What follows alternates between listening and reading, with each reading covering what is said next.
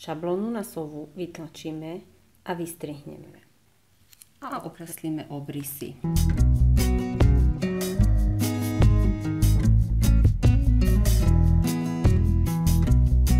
Budeme potrebovať dvakrát telo a taktiež dvakrát vystrihnúť a obkresliť krídlo.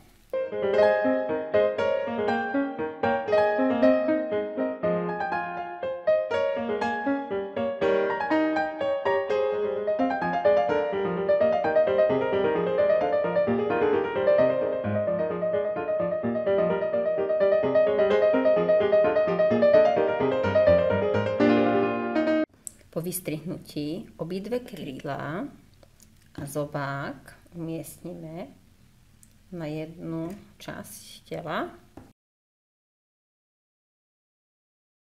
Prišpendlíme.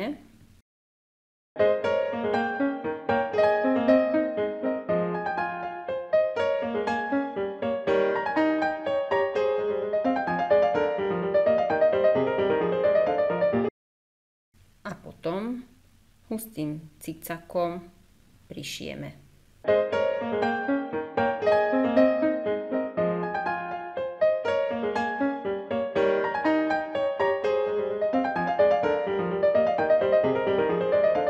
Krídla a zobák sú prišité.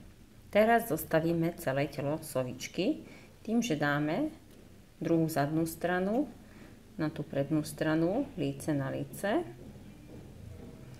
A prešijeme dokola 1 cm od okraju. Necháme dole na spodnej časti otvor asi vo veľkosti 5 až 7 cm.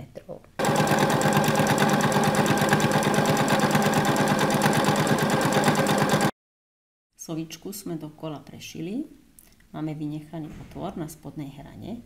A teraz, aby sa látka neťahala po prevrátení, potrebujeme ju nastrihať v rohoch a v oblúkových častiach. Urobíme malé zárezy nožničkami.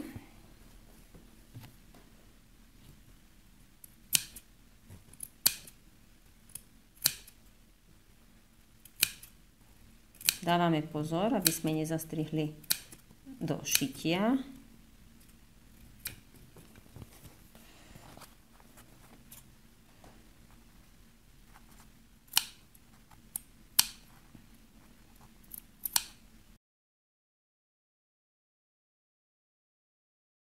Po nastrihnutí z zrubovej strany som sovu prevrátila a prežehlila, lebo už potom po vypchatí sa to veľmi ťažko žehlí. Keď je to takto pripravené, tak cez vynechaný otvor sovičku vypcháme dutým vláknom, poliesterové duté vlákno, ktorým postupne vyplníme celý priestor, až kým vlastne nezíska sova ten svoj tvar.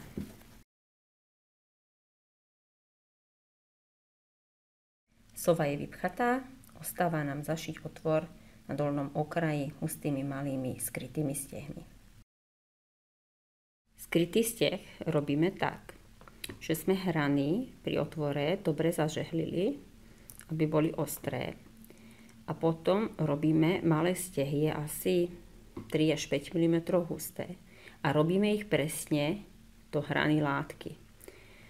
Čiže som na jednej strane, vyšla som z zrubovej strany a teraz idem do protilahlej strany, hneď oproti, dole, a vyjdem asi o 3 mm ďalej.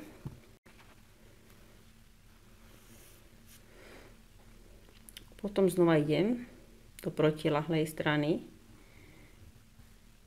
rovno do hrany oproti, idem dole a o kúsok ďalej vidím znova hore asi o 3 mm. Takto sa mi ten otvor postupne zaťahuje a stehy nie je vidieť, lebo sú presne na hrane. Čiže oproti, dole, o pár milimetrov hrane látky. Vyjdem von a znova idem oproti, dole, o pár milimetrov hrane hore. takto vidím, postupne sa mi ten otvor zaťahuje. Treba robiť husté, malé stehy, aby výplň nevyšiel.